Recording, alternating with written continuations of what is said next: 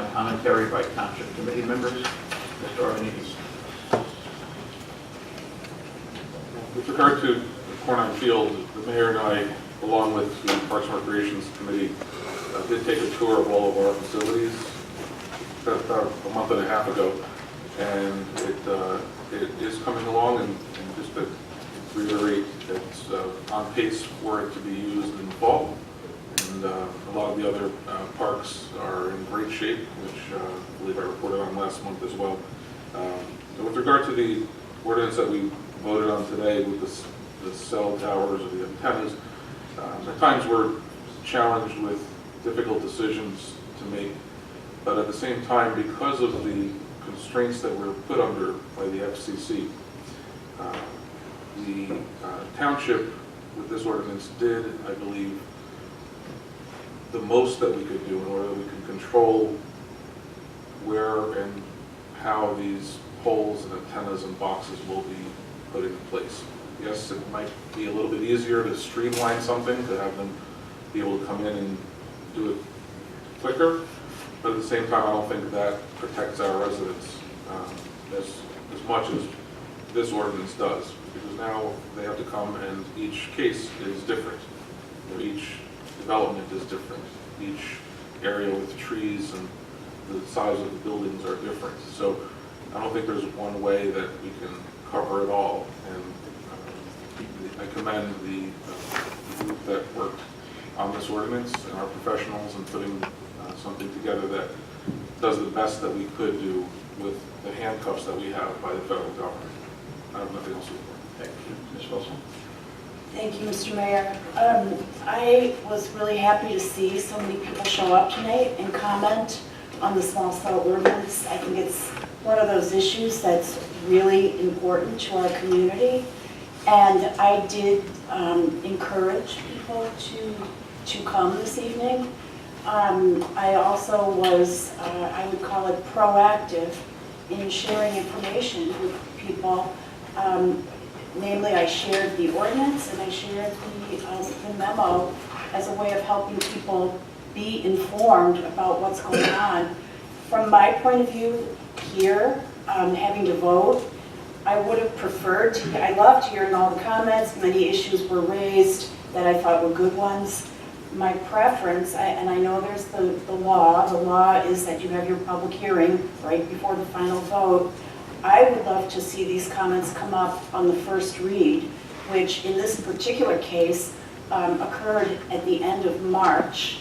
So this ordinance was read for the first time at the end of March. No one, I believe, knew about it or showed up.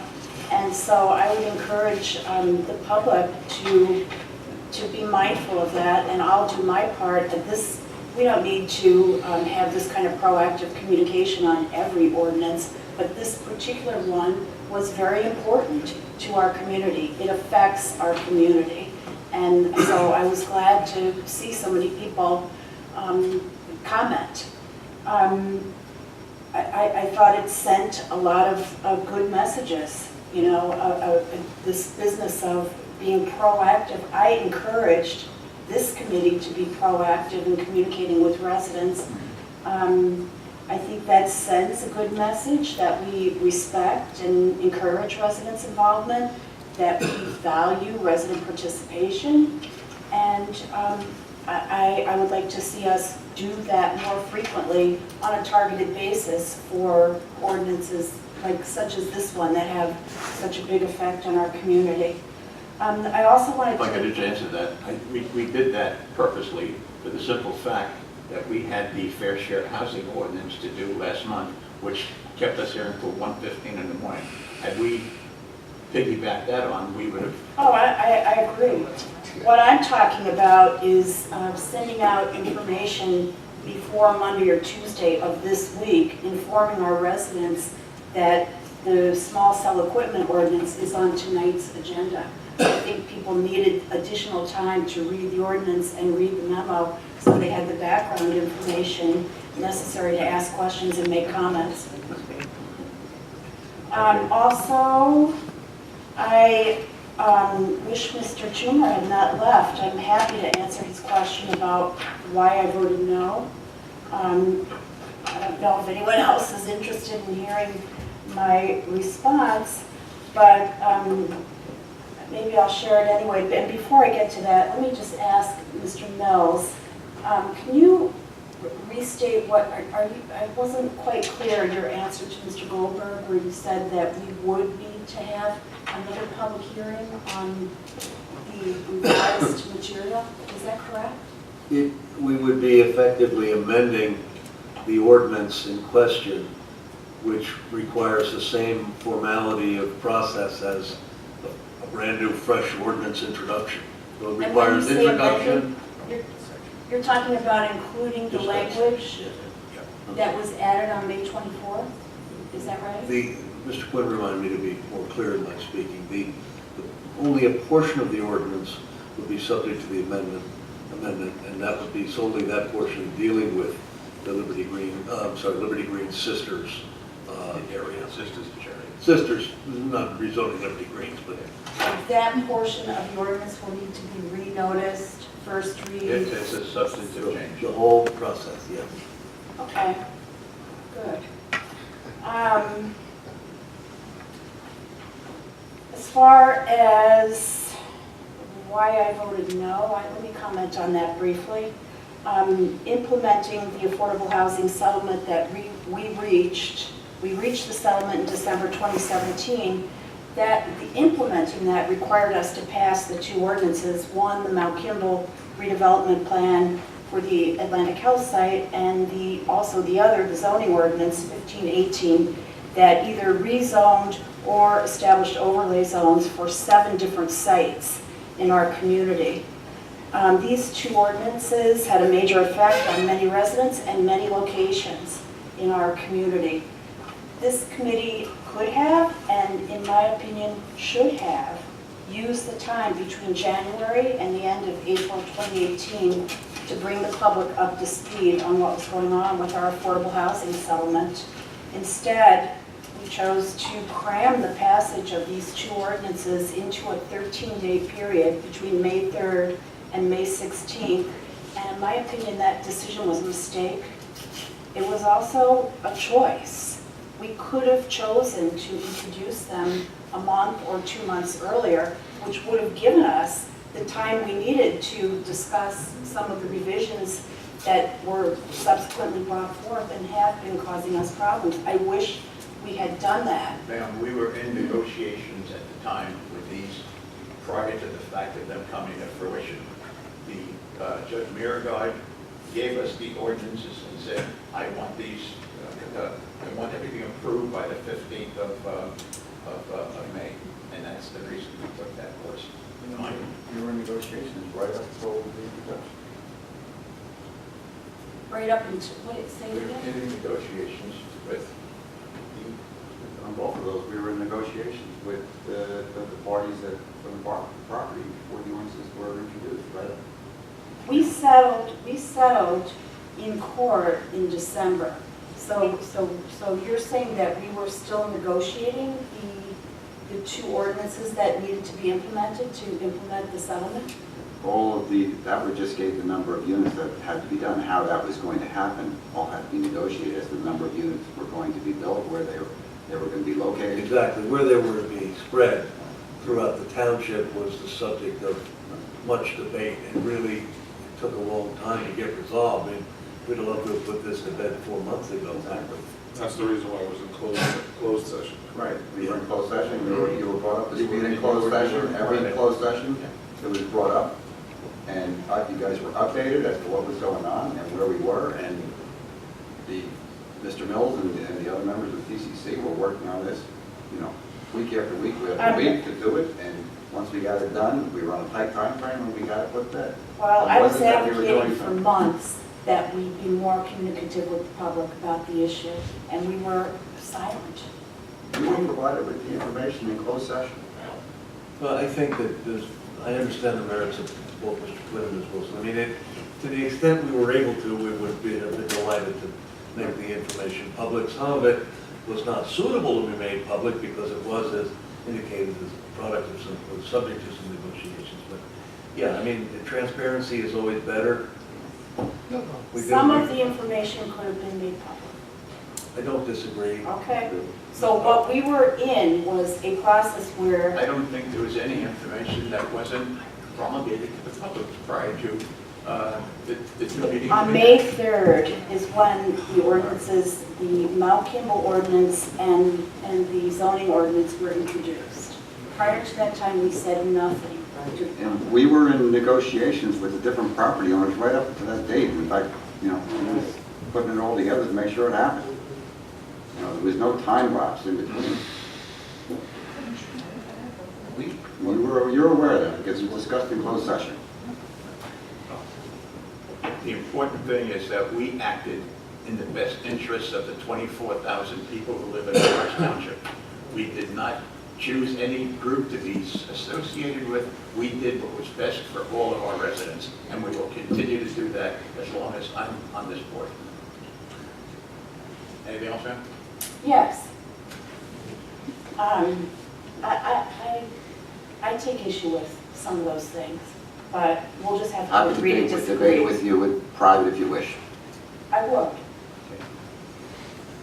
I think we can do a better job of communicating with the public proactively on issues that are of interest and concern to the public.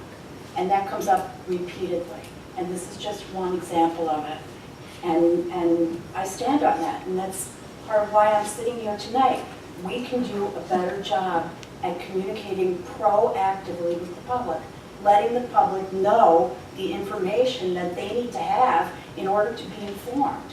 If people don't know what to ask for, it's hard to be informed. We can, I see it as a sort of chicken and egg situation that we can improve on.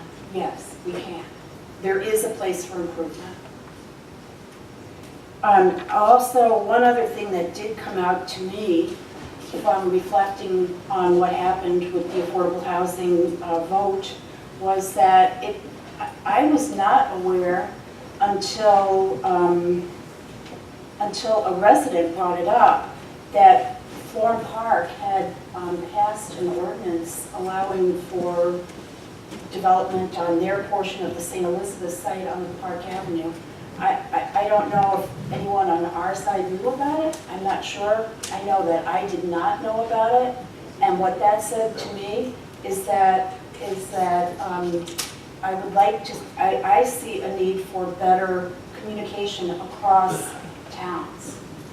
I believe we got Farm Parks ordinance, and Mrs. Miller usually sends them out to the committee. I can go research it for you tomorrow.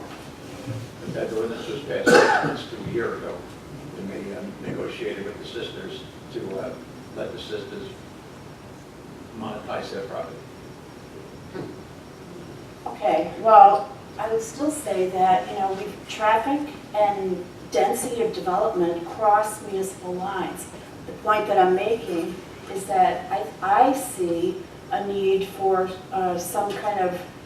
some way to foster communication across towns. I think that would be a good thing for everyone. Okay, thank you. Mr. Nunn? Thank you. I have somewhat of a rhetorical question, but Ms. Wilson can certainly answer it if she would like to. You appeared at the January, February, March, and April meetings and had an opportunity to make comments to the public like you did this evening. Why didn't you make comments about the affordable housing plan and the need for what you say is more transparency at any one of those 4 meetings? I did. Go back in the records. I talked about the need for, Mount Kimball I did not speak about Mount Kimball. or Liberty Greens? Liberty Greens is a misnomer, in my opinion, because that deals with the zoning ordinance that touches 7 different zones, or 7 different locations in our town. And yet, another one of my concerns on that ordinance was the fact that there were 4 locations in Collinsville that were not discussed at all. And one of which was the property that the intervener was in court about. Yes, that was a concern to me, that was not addressed as part of the hearing before we voted on it.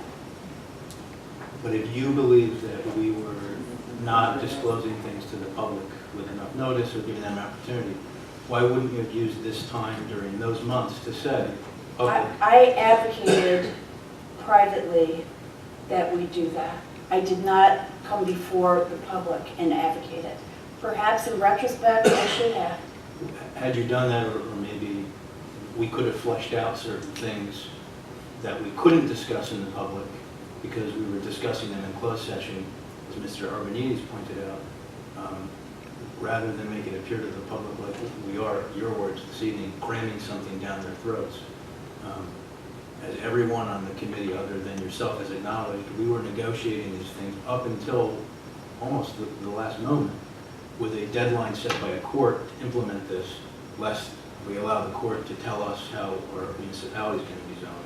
So it certainly is your right to vote no, but I just really don't appreciate being accused of cramming something down the public's throat. I did not say cramming it down their throat. I said cramming it into a 13-day period. Well, that's your words. So, other than that, I do thank the public. We had a more lively set of questions this evening than we typically have. So thank you. I appreciate hearing the input. Sometimes it changes our mind or causes us to reflect further on things, and I do appreciate it. So thank you. Mr. Sisto?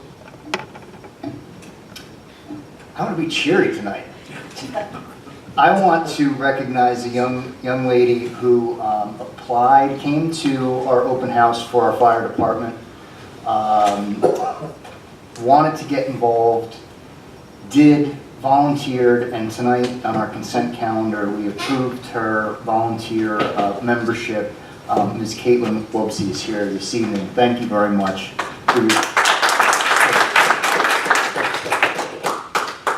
It is always nice to see people here at our meetings come and bring their issues to us. It is always nice to get input from the public. It is phenomenal to see people come and give back to the community that they are in and give back in such a meaningful way. So congratulations. Thank you. I also just wanted to bring up two items for this weekend. Saturday, June 23rd from 1 to 8 is the Streeter Pool Party. It is free for members of the pool. The cost is $5 per person if you are not a member. From 1 to 8 p.m. there'll be swimming, food, and music. And finally, the VFW annual pig roast and barbecue at the VFW in Morris Plains, where many members of the Morris Township community are members, is this weekend, 12:30 to 5:30, $30 in advance for tickets and $35 at the door. The proceeds go to disabled veterans. One of the things that we have been doing at the VFW over the past 3-4 years is taking the proceeds from the pig roast and bringing veterans from the VA hospital in Lyons VA hospital up for a separate pig roast for them, as well as some different meals, and where they can get out of the hospital for a couple of hours and hang around with some friends and some neighbors. So thank you, Mr. Mayor. Thank you. I've got several items. I was honored this morning to ask to be up at Frelinghuysen Middle School, while several hundred students, it seemed like, were pledging to be drug-free, to join the law enforcement against drugs. It was just a wonderful experience. There was singing and happiness, and they spent the entire day out working with each other. As you well know, the brush collection is finally done, way ahead of schedule. We were held up because of the fact that we couldn't get DEP approval to put the brush where we sent it. It's all been taken care of. As you saw today on the agenda, we have now a full complement of special officers to protect our children. Every one of the 7 Morris Township schools is now covered and will be, I guess we're end of July, 6 schools, end of August, and they'll start September when the school season starts. All the schools will have a special law enforcement officer present. Mm-hmm. Coming up to 4th of July holiday, I would admonish everyone to be very, very careful with their children and fireworks. And I just think of what happened to Jason Pierre-Paul, who lost several fingers and lost a career because of stupidity with fireworks. We did just wanted to mention again that we have lowered the tax rate in 2 of the last 3 years, and in the third year, we kept it stable. If you've read the newspapers recently, you've seen that several communities have not been able to do the same thing, so we're just delighted with how that has worked out for us. Mr. Quinn and negotiating team has settled with the PVA for a 2% increase in salaries, et cetera, and we're just very delighted that that's out of our way. And last note is that Sheriff Gannon on June 26th at 11:15 will be here making a presentation to our seniors and anyone else who care to be here, talking about opiates, drugs, and their, the deleterious effect they have. Okay. Consideration of monthly reports is circulated. Claims for payment. List of bills, $8,177,526.95. Motion? So moved. Second? Second. Roll call? Mr. Romanidis? Yes. Mrs. Wilson? Yes. Mr. Sisler? Yes. Mr. Nunn? Yes. Mayor Metzger? Yes. Motion to adjourn, please. So moved. Second. All those in favor? Aye.